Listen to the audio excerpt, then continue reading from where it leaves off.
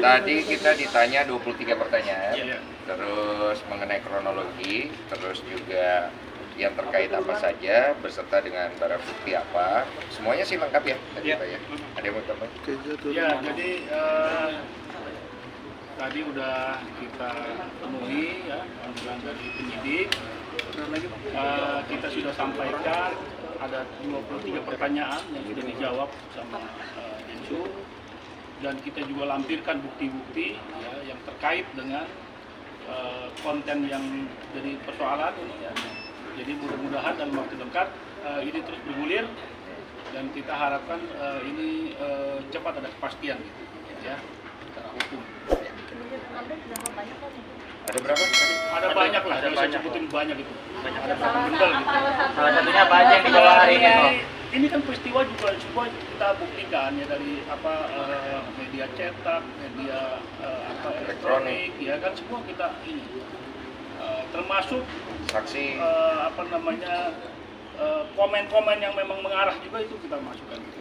Jadi apapun dari pihak dimasukin ya Mas terkait sindiran di Instagram dan segala macam. Oh iya, ini bukannya ini lagi, udah nyata-nyata ya. Iya. Apa yang disampaikan itu ditujukan ke Densus. Kerugian hasilnya di Tadi udah disampaikan juga. Jadi kalau kita kan memang melihat ini kan kasus yang terkait dari 10 tahun yang lalu dan ingin kita selesaikan secara hukum dengan kerugian-kerugian dalam bentuk material, imaterial, kemudian nama baik rusak, terus kemudian gagal nikah berapa kali. Pokoknya semua kerugian yang menurut Pak Polisi tadi kira-kira bisa dimasukkan, saya masukkan semua gitu. Termasuk peneroran, saya mengalami teror dulu kan berapa kali, teror segala macam. Jadi itu kita masukkan semua. Nanti itu kan dibuktikan oleh penyidik. Nah kira-kira valid atau enggak nanti penyidik semua. Terornya dalam bentuk apa kok? Hah? Terornya dalam bentuk apa kok? Dulu saya pernah ada orang ngaku-ngaku intel lah di depan kosan saya. Terus si orang ini juga pernah datang dengan pacarnya ngamuk di depan kosan saya.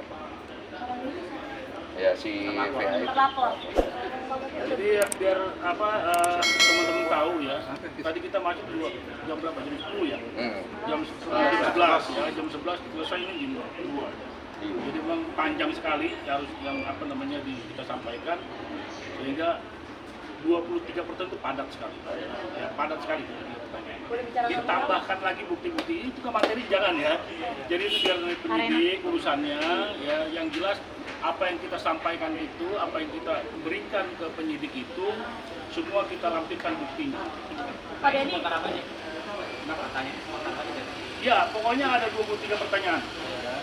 Kaitannya tentu dengan dengan peristiwa ini. Ya. Kronologi kejadian dari awal sampai yang Jadi itu dulu. jelas lah. Pak Denny soal laporan awalnya soal pencemaran baik bapak, tapi selanjutnya kan juga ada yang keraguan soal instansi. Ada nggak sih itu masuk laporan baru mengenai pertanyaan SDN kedua yang kenapa melakukan instansi sendiri ada acaranya? Oh, kita masih fokus di pelaporan pertama dulu.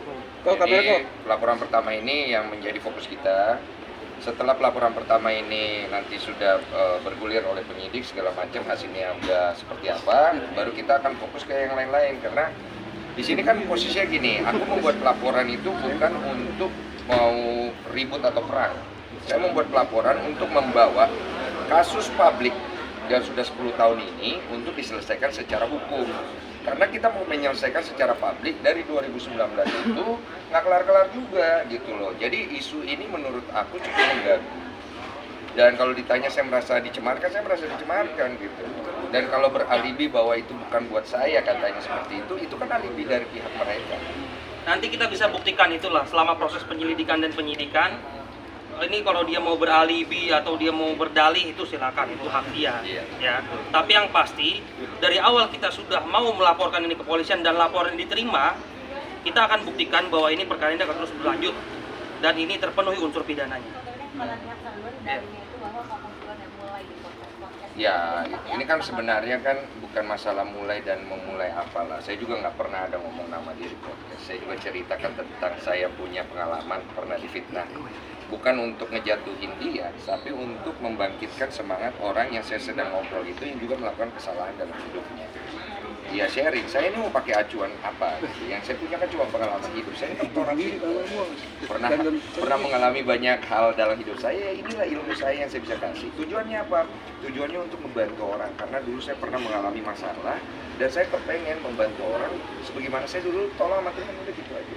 Tapi kalau kemudian akhirnya nyinggung beberapa pihak, ya kita harus maklumi juga. Tapi kan kita lihat dari unsur pidananya masuk tidak. Nah, saya kan tidak ada melakukan hal seperti itu, maka dia kalau merasa kan tinggal laporkan. Saya merasa kemarin saya laporkan, gitu. Dan saya lihat unsur itu bisa masuk ke dalam unsur pidana dan dibantu oleh kuasa hukum saya, itu kita luruskan secara hukum. Kalau dari bicara soal pidana sendiri, ini tega maksudnya sampai akhirnya mau memenjarakan Ferry nggak sih? Jadi gini, tujuan kita itu bukan untuk memenjarakan siapa-siapa. Tujuan kita adalah membawa kasus publik ini ke ranah hukum supaya edukasi hukumnya ada.